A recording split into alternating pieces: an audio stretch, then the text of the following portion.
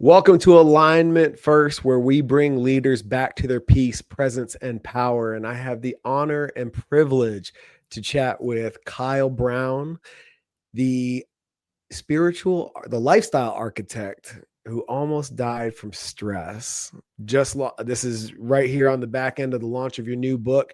Shout out to Sebastian Cruz and the Dream Team 100 for getting us connected, bringing us into each other's circle.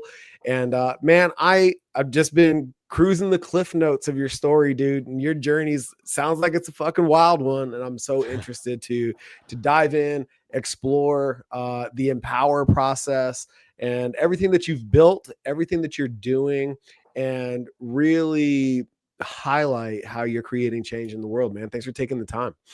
I love it, brother. Well, I'm excited to be here. Hopefully everybody listening today walks away with either a piece of wisdom or a couple of good laughs and ready to drop in. And I don't care if the laughs are at my expense because I'm happy to oblige. Right on, dude. So let's start at the peak, man. You almost died. What happened? I was fully identified as a fitness dude, I guess is the best way to explain it. I was doing fitness nutrition for celebs and pro athletes. I've been coaching 25 years. And every question I would get would be about fitness, about nutrition. And I know you understand that world, but like you, I'm a well-rounded, versatile polymath. I love everything about optimization of the human experience. And also as an entrepreneur, I was working myself to death. So I was working on average somewhere between 80 to 110 hours a week. I had the coaching business. I had a meal replacement shake company for 17 years. I had the ESPN radio show. I was hustle, and had this identity of successes right at my fingertips. So it stayed there. And I went to the Human Longevity Institute, had the full body MRI, the whole thing. They're like, you're in world-class shape. And about 2 months later, a year before COVID, on January 11th, 2019, I found myself finally stopping the idea of mind over matter and going in and getting a chest x-ray. And when I did, I was sitting there cracking some jokes. And the woman looked at me, the nurse, and she grabbed the phone and she goes, code sepsis, code sepsis. And I'm like, who's that for? And she goes, you. And I kind of froze and realized the mind over matter shit wasn't cutting it. And my organs were failing. My body was shutting down. Get out of here. And it was, extremely humbling. So I'm like only eating organic, perfect with my meals, never dropping,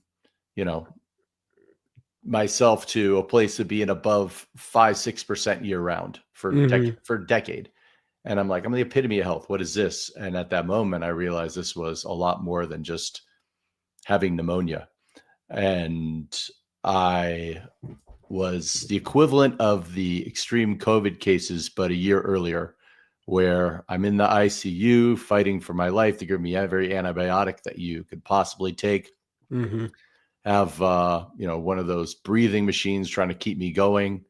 And I got a very clear message of being off path, that this was not what I was really meant to be doing, that I was meant to reactivate the piece of me that is harmonized, the divine feminine within me, that everything was just this push, hustle, masculine BS, and that I needed to be this, balanced version and embody the stuff that I've been teaching in some capacity for years. So yeah, it's a pretty big experience. So you walk into the was there anything, is this just on your own intuition, or were you getting signals that like, I need to go get checked out? Like what brought you to the hospital? Great question. So I'd been sick since I woke up January 2nd about January 2nd, January 1st. I was like, and I'd woke up and I was like, oh, I'm not feeling great. But that's when I pushed the whole mind over matter thing. And I've got a lot of relatives who are Western med docs, and a lot of friends, and I was FaceTiming friends and relatives. Like, I can't get past this cold. And I was living in San Diego at the time. I was still hiking in Torrey Pines in the morning with clients. I was still coaching people. And once I got to the 11th and I still wasn't getting better, I did a FaceTime with my uncle, and he was hearing my cough, and he's like, you should at least rule this out with a chest x-ray. And so that's when I went to a place to do it, and they started yelling at me and my wife and saying, get to the ER now. So we raced over there, and that's when they did the chest x-ray and realized, like, you're way worse than your mind is allowing you to be. Now, when you get a diagnosis like this, and now it's in your consciousness, did you experience like a rapid onset of symptoms beyond what the cough that you had? Oh, absolutely. It was like this psychosomatic reaction to like, oh, well, now that we know what it is, here it is. Completely. And I think it was also like, I'm a huge, proponent for mind over matter and the idea of we create our own reality. But I think at that same point there, without being grounded and rooted and walking that line between science and spirituality, we could be in a state of delusion. Sure. And I was in a state of delusion. I was probably sleeping 4 or 5 hours a night because I was working so hard. Yeah. And I've got this open will center. So I believe like I can just push nonstop, go, go. Yeah. And I think I was being delusional about how bad I really was. Jeez. And in that moment, that's when, they started pumping antibiotics in me, and they're like, these ones aren't working. And then they're on the phone with my buddy who's the ER doc in Vegas, initially going over brainstorming ideas. And I'm just kind of looking at them like, what the heck? Like, I thought maybe I'd have to take some sort of antibiotic and I'd walk in, walk out. But that's at that moment, I think there was an instantaneous surrender. Sure. And when the surrender happened, I just went back. I was done. So being a coach for as long as you'd been up to this point, and I sympathize and empathize with all of that, in that, what brought you into coaching? Because I feel like there's a through line in my lived experience. And I'm curious if yours is similar, in that you get into it for the love, to change the lives, to have the impact. And then there's all the expectations, blind spots, and things you didn't know about growing a company, building a business, that come alongside that practice, that create the 80, 120 hour work weeks that put you in this compromised immune state if you're not careful. Yeah. And I remember working so hard when I had the gym at one point, I got fucking sick. To the point where, and this is a much shorter window with a lot, the stakes were a lot lower than what you experienced. And still, it was enough of a wake up call that's like, man, if I keep going down this path, I'm not going to be able to support my family. And I'm not talking about financially. It's like, dad's not here. That's right. You know what I mean? And my dad died early. I lost him when I was 23. Okay. Yeah. So like, that was a massive wake up call. But alongside that, and with the question I'm getting to, like, in that moment, like, I know I felt like a fucking fraud. Right. These are all the things that are happening to me that I coach out of my clients. And here I am in that boat that I've made a career to keep them out of. Did you have to reconcile that for yourself? It took me 24 hours. There was a moment when they finally got me stabilized enough to move me into critical care unit. And it was the next day, it was January 12th. And I'm sitting, and I had a client that I was coaching. At this point, I was probably maybe 15% fitness and the rest of it closer to the stuff I'm doing now. Yeah. But I had a fitness client that I would coach through his ear. So he wouldn't see me because he'd walk around his gym and I'd tell him what to do. And I'd monitor everything based on, what I'm hearing. I put him through a workout, not letting him know I'm in the ICU. Oh my God. And I just pretended like everything's fine. He's like, you sound like shit. And I'm like, yeah, I just got a little bit of a cough. I'm in the ICU. I was so afraid I was going to lose my business. Mm-hmm. But I had to lose my business. Everything had to shift. I had to let that version of me die so I could step into this version of me. Mm-hmm. And yeah, that moment of reckoning, I remember looking back at that, and I remember telling him probably 3 months later, it's like, when we did that session, I Yeah. was in the ICU. He's like, what? So yeah, it was just all, decision making based out of fear. Where did you kind of come to the awareness that you're trying to uphold an image that no longer serves you? How long had you been wearing that mask? I think the catalyst that changed it was the moment I became a parent. Mm-hmm. I think once you become a parent, you start that transition from the teenager mindset within your own spiritual evolution of, I know everything and I've got this all figured out, to Mm-hmm. when my daughter showed up, I called my parents and I said, I searched everywhere. I saw the umbilical cord, but there's no manual. I just really realized today that you guys winged this whole thing. And I'm so sorry. I was so difficult. And then you had 4 of us, and that's Yeah. completely my fault. So at that moment, I remember that. But to kind of pull it back to something you were getting into before that I think is really Mm-hmm. important is, as an empath, as somebody who really cares, if you look at most people who have a servant's heart, who get into Mm-hmm. coaching, who get into this path, we tend to get passionate about something, build a business about it, and then have this go-giver mindset where we're like, I'm going to do whatever it takes to take care of these people at the Mm-hmm. expense of myself. Yeah. Similar to what many moms tend to do when they're raising their own kids. Mm-hmm. And I think for me, what ended up happening career-wise, what ended up putting me down this path was there was a huge passion for health and fitness. And I was a competitive bodybuilder at the time, back in 2000, made it a school sport at Indiana as a great way to take a bunch of shy bodybuilders and have a reason to talk to girls in the gym is, hey, you want to join the bodybuilding club? Anybody who's into health and fitness. And That's built awesome, that dude. up, and I was working corporate America, and I lasted about a year before I nuked the bridges.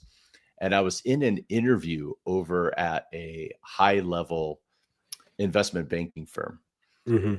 that my brother happened to live at, creme de la creme, and Mm-hmm. thinking, okay, like, I see where he's at. I see the opportunity. It's great. I'd memorized and studied all this stuff. And I'm in like my 18th interview of the day. And I'm sitting there, and now I got a partner, and she's a powerhouse. And I was mentally in my head ready. She's Mm-hmm. asking me questions. I'm regurgitating a bunch of stuff. And then she goes, oh, hey, your brother tells me that you're a bodybuilder. And I got this problem where I can't figure out, working these crazy hours, how to take care of my dog and get out here. And I'm not getting in shape, and I'm neglecting myself. And I got lit up. And I grabbed a pen and paper. I start designing a plan for her, telling her what to do. And she cuts me off and says, you're in the wrong interview. Yeah. And so I didn't get a job there. And I just literally called my aunt and moved out to San Diego soon thereafter. And, I know you're a bit of an OG as well. There was no industry in 2001. It was a transient thing that you do while you're figuring out your life. But Oh, totally, man. The stat that I built my mentorship program, my coaching development curriculum on, was the fact that the average career in our world is 7 months. whew, You got 2 decades plus. I'm in my 25th year. yeah, I'm in 25 years. This is year 25 right now. Yeah, I'm and with you, brother. it's like, so I got to wonder. I was like, man, because after I got out of the Marine Corps, got my first master's at ASU in fitness and conditioning. I opened the gym, and I'm like, man, what? How did I do it? And the going duration is 7. Like, how's that? Mentorship. I got lucky out the gate after my undergrad. I got in at Gold's Gym with a team of straight killers. And on the technical side, my strength and conditioning coach at Air Force, Alan Hedrick, was just absolutely amazing. You know, he had an open door policy, but it came with a barrier to entry. If I had a question, because dude, when I got to college and I saw what talent looked like, you know, Yep. I was like, ooh, I don't have that. You know, I was a work hard guy. All that strength, speed, and size, I had to earn every pound. And I was like, ooh, I'm not that guy. So I'm going to play and I'm going to get this degree, you know. And but then I fell in love with the process of training. And I would go into his office and be like, why do we split snatch instead of squat snatch? And, you know, have like technical, like what purpose does that serve in translation to sport? And he would hand me an article that answered the question. And if you read the article, well, then he'd have a conversation with you. And every quality mentor that's worth his or her salt in my life, that has been a pattern. You need to prove to me that what we're going to do together is worth my while and that you're invested in the work. And that most often manifested in something to read, some knowledge to attain on my own first to create the context for the coaching that would ensue. I love that. So, I'll tell you what's been really interesting is after this near-death experience, and to have to shift that identity as you are the fitness nutrition guy into someone who is doing more of the types of work I'm doing, which is more mind, body, spirit elevation right now for these high achieving conscious entrepreneurs. So the teachers shifted dramatically. So it was no longer fitness nutrition based teaching. It was walking deep down my own shamanic path. It was getting to a place where I had to be a novice again. Yeah. And that was such a humbling experience. And then so much of the stuff that I was learning became, instead of books, it became experiential. You know, I'm deep in the psychedelic space and deep in the shamanic path. And on those types of paths, you know, a 4-day vision quest, my teacher was Mother Nature. It's like, okay, go sit here. Here's your little circle. I'll see you in 4 days. Bye. No food, nothing. No technology, no one to come get me if the bears got me first. Yeah. And it was such a different school and such a different way to start the learning process. Quite powerful. But that's interesting to me because as I've experienced you, you're a learner, right? So what is the difference that creates the discomfort around being a novice again? When you already have this like incessant hunger for wisdom. Yes, well said. It's an incessant hunger for wisdom and experience and to squeeze the juice out of life. I think once you lose that ability to live, where it's like, okay, you're not living anymore.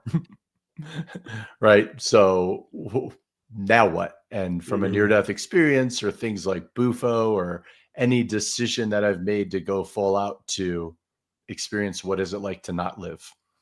I've gotten to a place where each moment becomes this sacred experience of appreciation.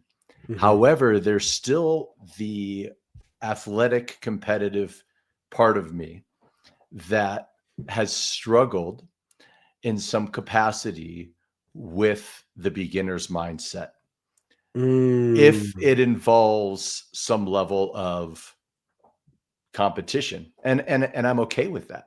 Even something as simple as yoga, for example, for years, I realized I kept putting off going really deep into yoga, not because it didn't interest me, because I didn't want to walk into a room at that time being healthy, fit, athlete, coach guy that people come to and then walk in there and go, but I'm not bendy and I suck at this. Mm-hmm.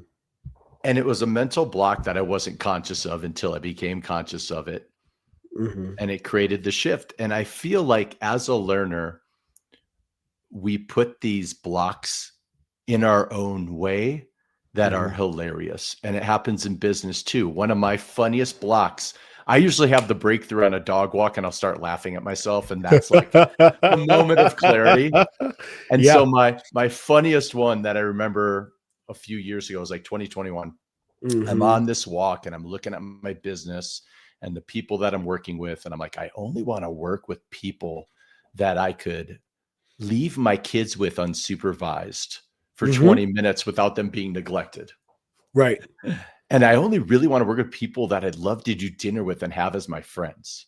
And then I said, wait a minute. I always say, but I can't work with my friends. They have to become my friends. I can't work with my friends.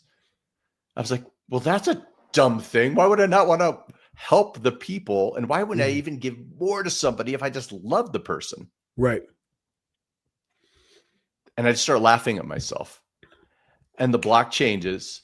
And within 2 weeks, I had 6 new clients that were all people I just loved from different places. I didn't pitch one of them. I just allowed them to actually say, hey, Kyle, can you help me?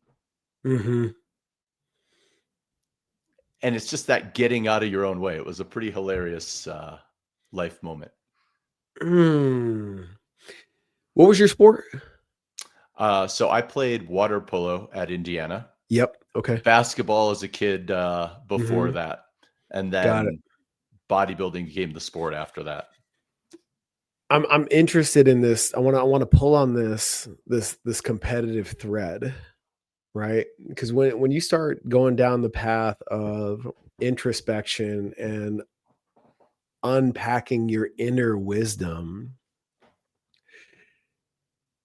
that's a journey that can only be ventured alone. Yeah, you'll have guides along the way and all that good stuff and facilitators, but that journey is yours. And from a stimulus standpoint, the competition, specifically in team sport, is so external. And now you've chosen this path that all the friction that you're experiencing is of your own making, whether it's conscious or subconscious. And there's no one else to blame. There's nothing to push against. The only resistance you experience is the walls that you're putting in your own way. How long did it take you to reconcile the notion that none of this is happening out here? It's all happening in here. Man, that is so beautifully said. And that is the journey. I will say that friction started at birth and it was strong. My hometown is where they filmed the movie Groundhog Day. 18,000 people, northwest suburbs of Chicago. And if you look at Bill Murray, the main character in that movie, he was a prick. Why? Because he was angry. He was all running through ego. He felt better than everybody and he felt misunderstood. He's like, is everybody asleep here? There's my childhood in a nutshell. Straight up. And there was massive friction in all of those pieces of the journey. And I had an aunt who was a Hawaiian shaman, another one who was a channel and a medium. On my dad's side, I got all that divine masculine energy coming from, he was an eye doctor who lifted weights and listened to Tony Robbins on tape and sold blue blockers. So I had this unique perspective and balance, and I was very harmonized in the sense of understanding all the sides, but there was this angst. And so there was a pushing of this angst and this need to prove. But what ended up happening for me was there was a moment where all of that energy was catalyzed into the I will show them and prove them as I build this fitness empire. Mm-hmm. And I built it, and I got 1 million congratulations. Oh my God, you've got a radio show on ESPN and a meal replacement shake in Whole Foods, and you're training all these celebrities and rock stars and all this great external stuff. Mm-hmm. And behind closed doors, there was no fulfillment. It was all here. And the words I would use in meetings with friends and people was purgatory. And I realized that heaven and hell are states of mind. Mm-hmm. And I went back to that childhood version of me that was obsessed with consciousness, with play, with philosophy, with daydreaming, with creativity. Mm-hmm. And man, with that version, you are only competing against yourself. And so, long-winded answer of where did that take me? Yeah. Is it took me to this moment on day one of the Vision Quest, when I was sitting there and I had all these friends, big group. Sebastian's actually part of, and Yannick, who's in his group, Mavericks. Mm-hmm. They were having Yannick's 50th birthday party, Cosmic Palooza. And I was on Vision Quest at that moment. And I got to experience something I hadn't given myself enough time to experience since I was a little kid. Loneliness. The depths of loneliness and the depths of like the polarity of I'm here by myself, mm-hmm. but I am them and they are us. I am these trees. I am this dirt. I am everyone and everything around me. Mm-hmm. As a fractal expression. And because I didn't have the technology to distract me, conversations to distract me, anything but my thought, or even like if you're out hiking in nature, you've got nature to distract you, can walk and move. When it's just you in a circle, mm-hmm. you've got you, your mind, and nature that is in your presence.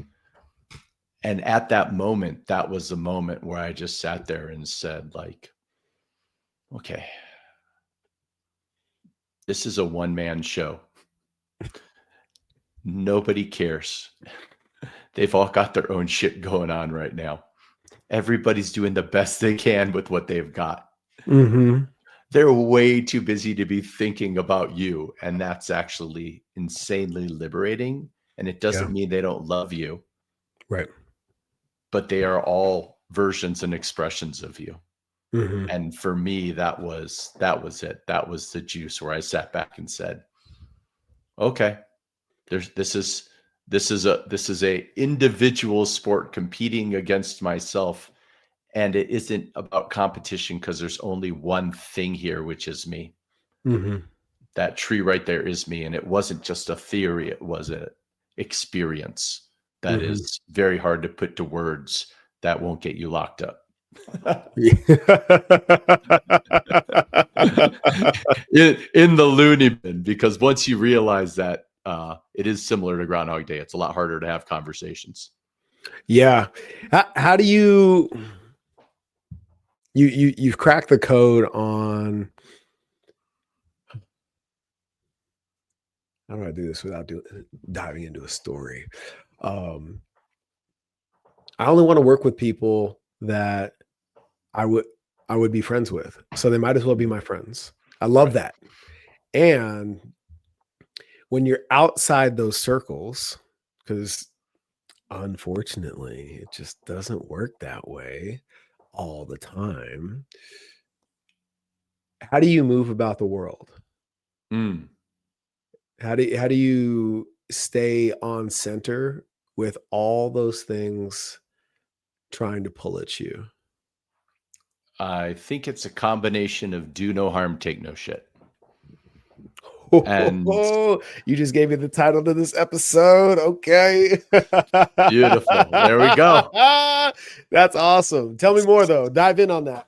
So the do no harm piece is, I'm a big fan of the Buddhist concept of anger's drinking poison, expecting the other person to die. Mm-hmm. So, and also in the power of humor, the more I've gone down studying the greats on the path of enlightenment, the more I realize that it's not a serious, deep thing. It's a cosmic joke. It's really funny. And you understand this whole thing is just a game. It's just, we're here for play. And we shouldn't take seriously what the gods made for fun. And as I sit there in those moments, I'll always find a way to come back to humor. One of my mentors talked about the idea of being more interested than interesting. Yes.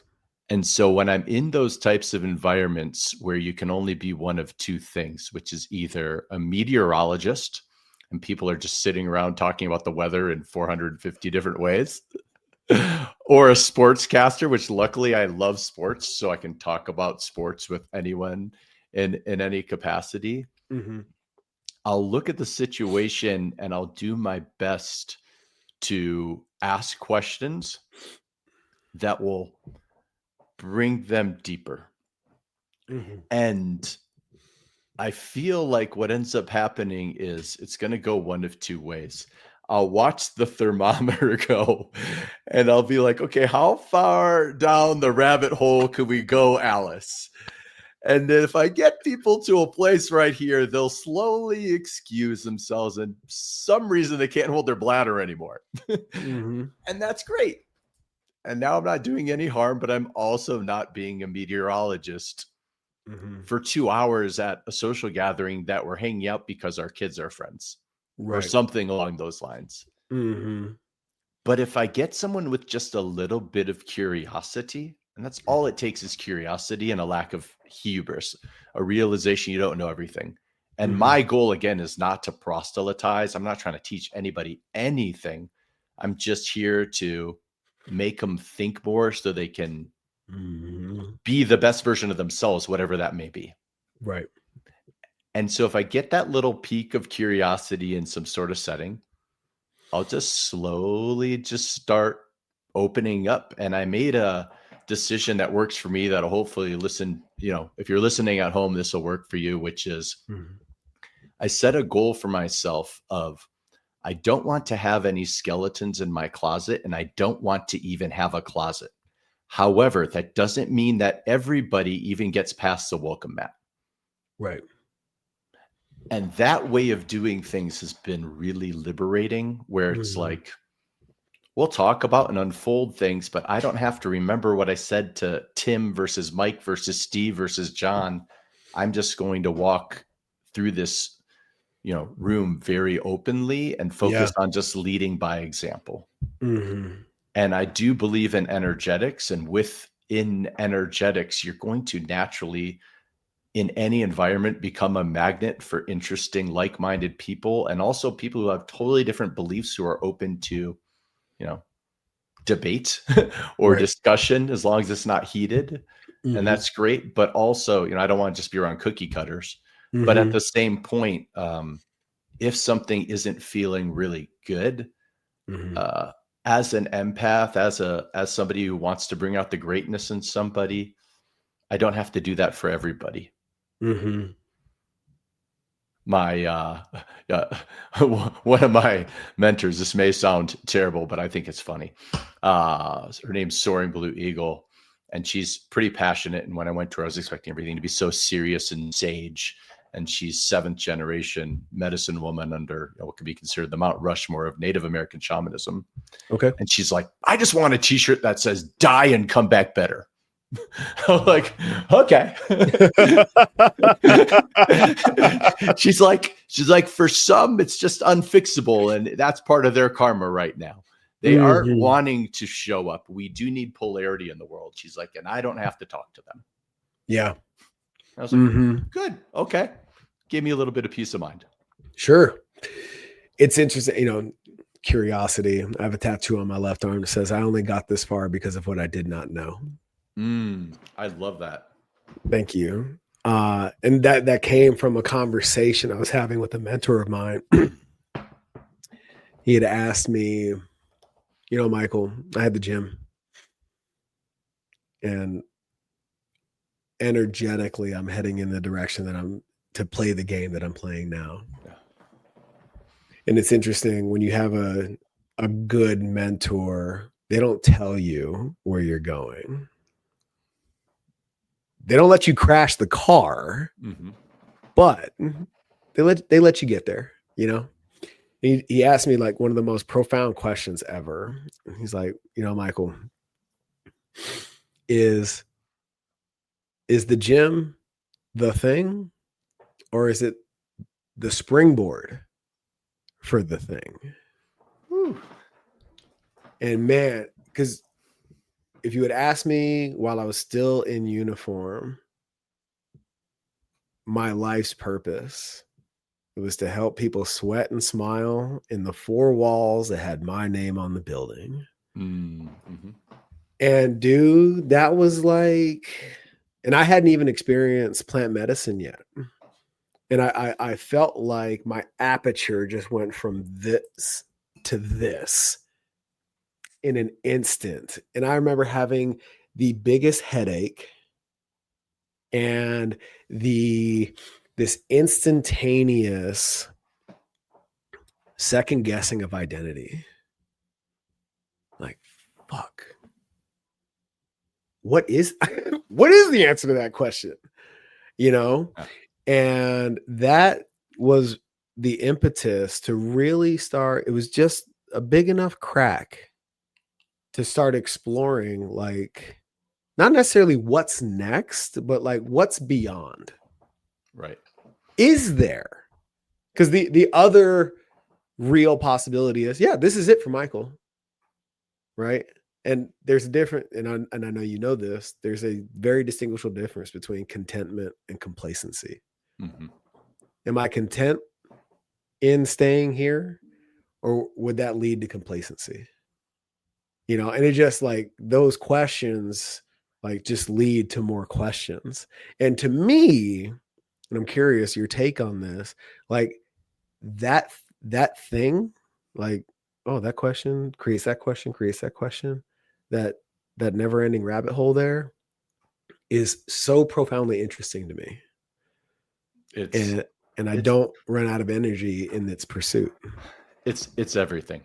And I like to say that the biggest criticism you can ever say to somebody is at a 10 or 20 or 30 year high school reunion, and to say, you haven't changed one bit. Oh man, I would feel so insulted. Totally. Every single cell in our body has changed every 7 years. Mm-hmm. And I learned from my grandma, who passed away in her late 90s with pancreatic cancer, and still in the family photos, instead of saying cheese, she would always scream sex. To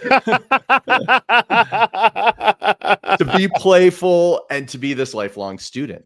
Mm-hmm. And if we view this similar to a video game, Mario Brothers being my favorite in this case. Let's go. We just look and we say, okay, well, I didn't sign up to just sit in a cave and meditate. I'm signed up for expert level of this video game of life. I got my family, got a daughter, you know, with an autoimmune disease. I've got dynamic life and all of these different things. I'm signing up for expert level. Mm-hmm. And so what do I need at expert level? Well, I need magic stars. I need a flying raccoon's tail, and I need some mushrooms. And we're good to go. And all of these things are just ways to realize that the density of the current situation you're in needs some form of breakthrough to expansion into a new version of yourself. Mm-hmm. And I love when people have those types of life experiences and those identity shifts. And my daughter had it at 12. She was a top level competitive ice skater. Her email was Ava Ice Skater, whatever. And her whole life was that. Mm-hmm. And we got to this precipice of like, are you on the Olympic track, which is incredibly isolating? Good. Yeah. Or are you on the track of, I'm going to look at shifting my identity, maybe do a team sport, maybe, you know, find new ways to connect and other ways to identify myself. And it was a big shift at 12, and she's 14 now. Mm-hmm. And she made that shift, and she isn't hardly skating at all. But I thought it was a beautiful experience to have at 12 of that shift and change in identity and not being stuck with her labels. Right. And I think most people first question you ask after what's your name is, what do you do? Where do you live? And where can I label and pigeonhole you? Which, yes, in this experience, it's good to have a little bit of a sense. But I'm much more interested in how am I feeling when I'm around this person? Yeah. Would I want to be around him in person or more? Or do I want to head for the hills? And I think that's a great way of looking at yourself, is like, just like an athlete, cross training is really valuable. Like, am I being a little bit more dynamic? Am I pushing myself out of my comfort zone, not to prove something to somebody, but so I can squeeze as much out of this experience and maybe speed up the reincarnation process a little bit and be able to skip over a couple levels for the next time I'm here. Yeah. So here's a question for you. And I feel like of anybody I've had a conversation with, you'd be able to answer it. If your physical being resets in totality over the course of a 7-year period, what does that transformation, that evolution look like in your spirit, in a spiritual capacity? Oof. I think within the spirit, it's not an evolution, it's a remembering. It's the full highest expression, which is your higher self. And as I was writing my book, Total Self-Trust, I was realizing, we have acronyms for your ego. Wayne Dyer's Earth Guide Only is the best one I've personally heard. But I was like, there's not an acronym for yourself. So what came through to me was sacred, empowered, luminous force.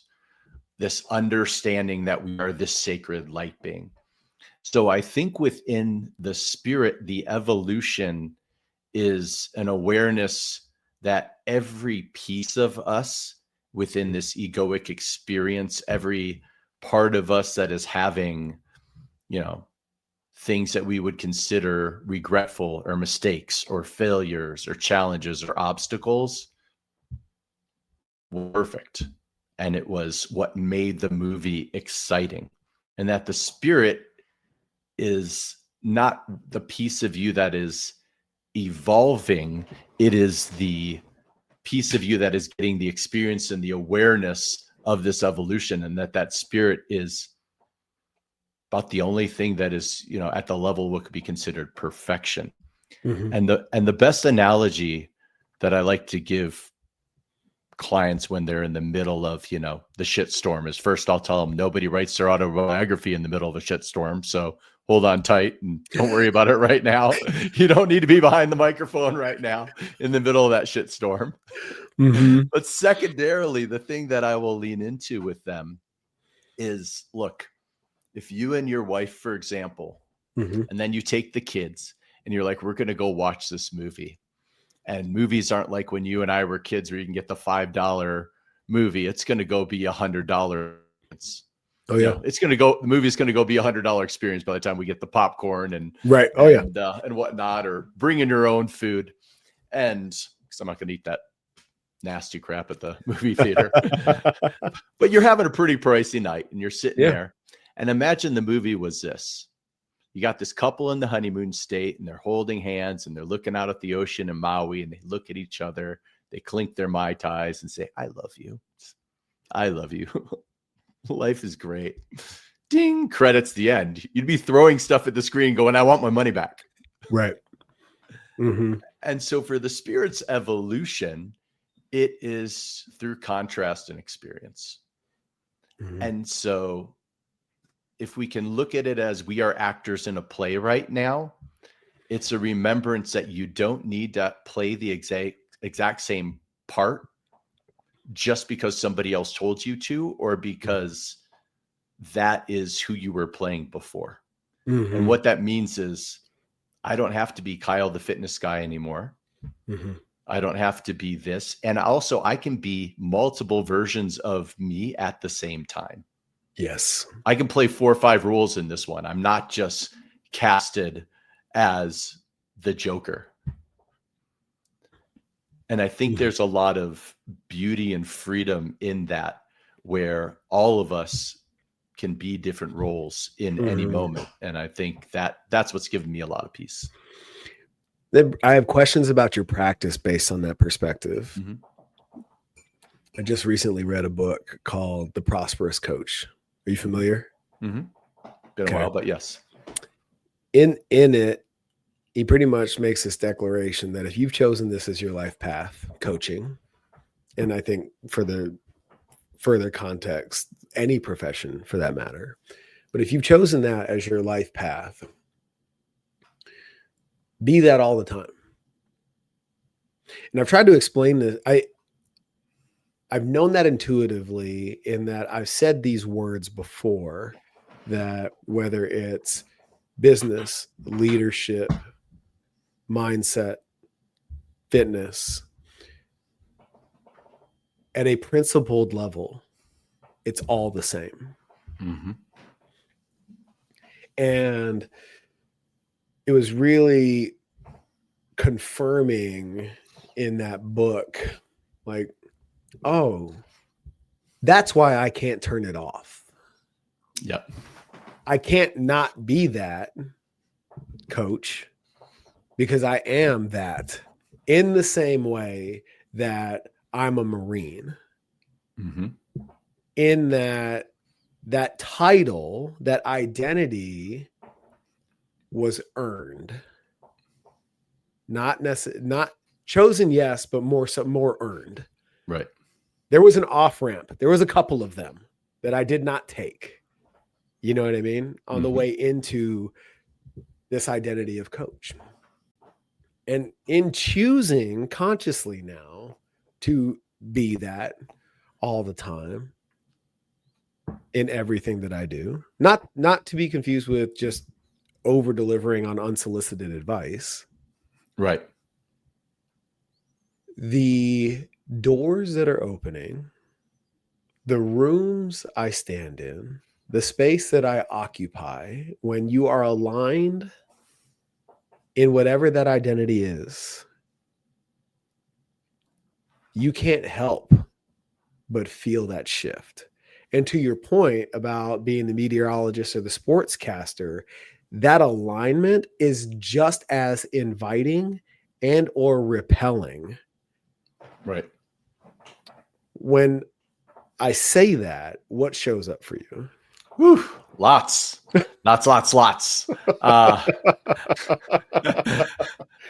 I'll start here. When you choose a path of entrepreneurship, and there's a vision of, I don't want to know if I'm working or playing, which is a big one for me, then I need to lead by example. And I don't have a clock, right? In the quantum, there's no time. So there is no clock. If I'm being a, high performance coach, a spiritual guide, then I can't shut that off, because that's like, hey, stop being yourself. And so for me, I look at the pieces of my life and I say, okay, well, there's two parts to it. One is I need to lead by example, just like with little kids. Little kids don't listen to what you say. They observe what you do and they emulate. Right. They are sponges and they are mimickers. And all adults are just little kids pretending to be adults, right? Nothing magical happens at 18 where you get this download of ding. Yes, we have full frontal lobe development, which now they're saying could be as far as 30 to 35 years old. Did they move it? COVID? Yes. From what I have been hearing. It was 25. Now it's 30, 35. Yes, yes. I've been hearing that through some people who study play theory, is that Yeah. it is now, the development is changing.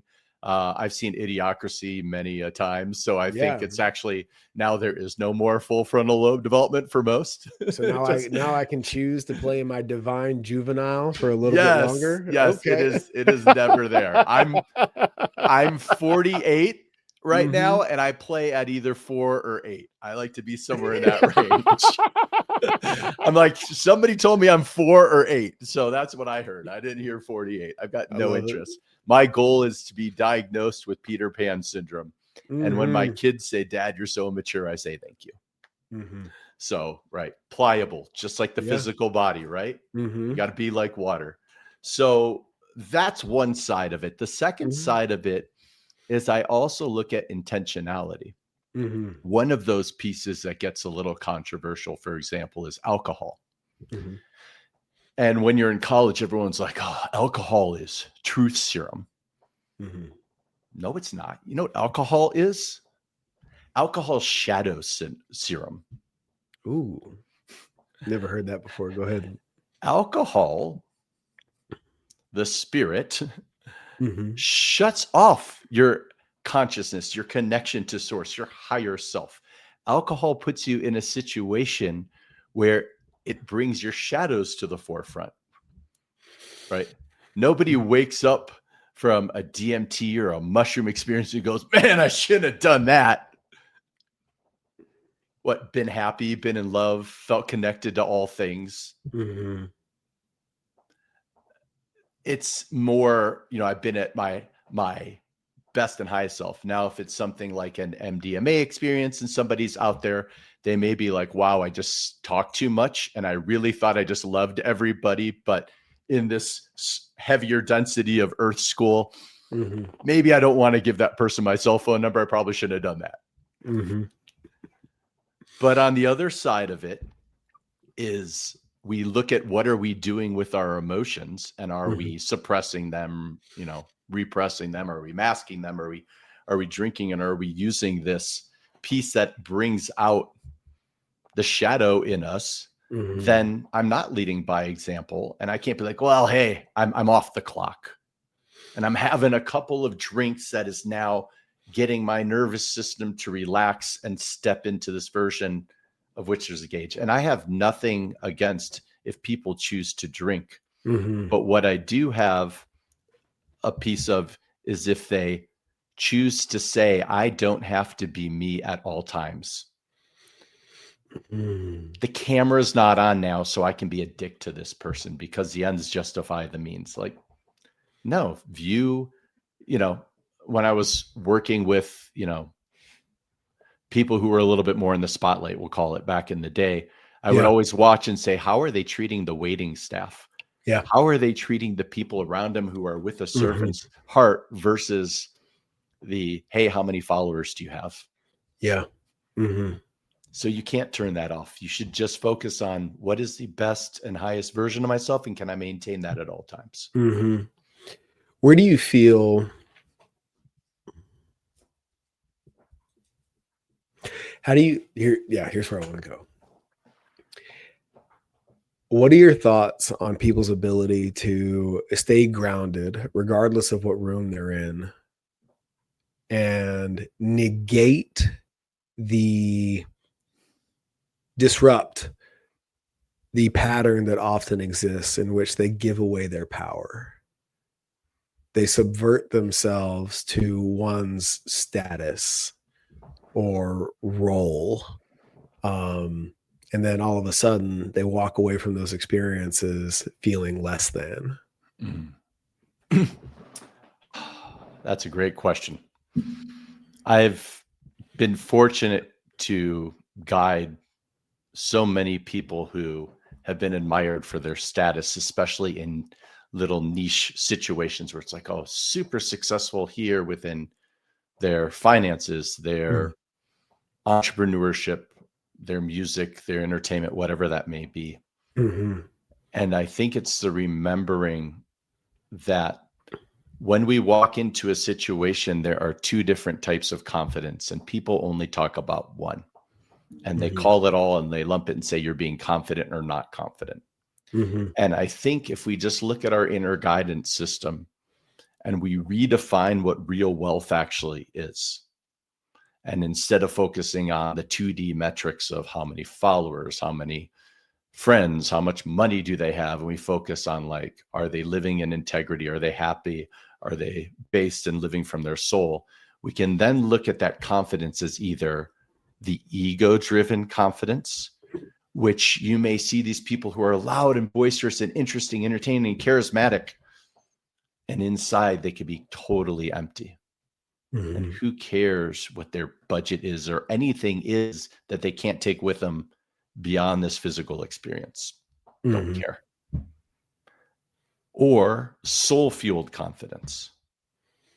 And you can't fake that shit. When you're around somebody and you feel safe and you feel heard and you feel cared for and you feel like, wow, this person really is leading from their heart and not their head, you're going to feel differently.